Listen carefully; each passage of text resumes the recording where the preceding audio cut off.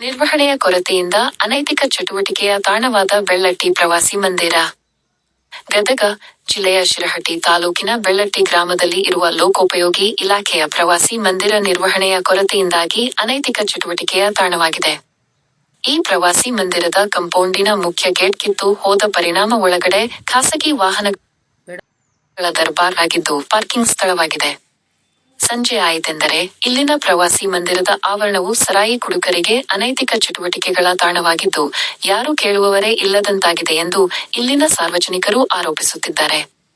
ಇನ್ನು ಈ ಪ್ರವಾಸಿ ಮಂದಿರದ ಒಳಗಿನ ಕಿಟಕಿಗಳ ಗ್ಲಾಸ್ ಕಿತ್ತು ಹೋಗಿವೆ, ಶೌಚಾಲಯದ ಪೈಪು ಬ್ಲಾಕ್ ಆಗಿದ್ದು ದುಸ್ಥಿತಿಯಲ್ಲಿದೆ. ಕಳೆದ 1 ವರ್ಷದ ಹಿಂದೆಯೇ ಪ್ರವಾಸಿ ಮಂದಿರದ ಅಡುಗೆ ಮನೆಯ ಕೊಠಡಿಯ ಬಳಿ ವಿದ್ಯುತ್ ಶಾರ್ಟ್ ಸರ್ಕ್ಯೂಟ್ ಸಂಭವಿಸಿದ್ದು ಇದುವರೆಗೂ ದುರಸ್ತಿ ಭಾಗ್ಯ ಕಂಡಿಲ್ಲ.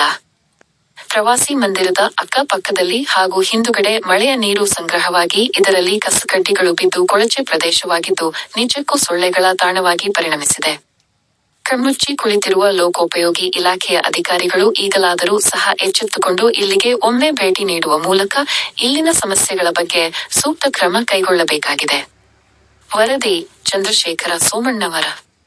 ಆತ್ಮೀಯ ವೀಕ್ಷಕರೇ, ನಮ್ಮ ಚಾನೆಲ್ಗೆ ಸಬ್ಸ್ಕ್ರೈಬ್ ಮಾಡಿ, ರಾಜ್ಯದ ಎಲ್ಲಾ ಸುದ್ದಿಗಳನ್ನು ವೀಕ್ಷಿಸಿ.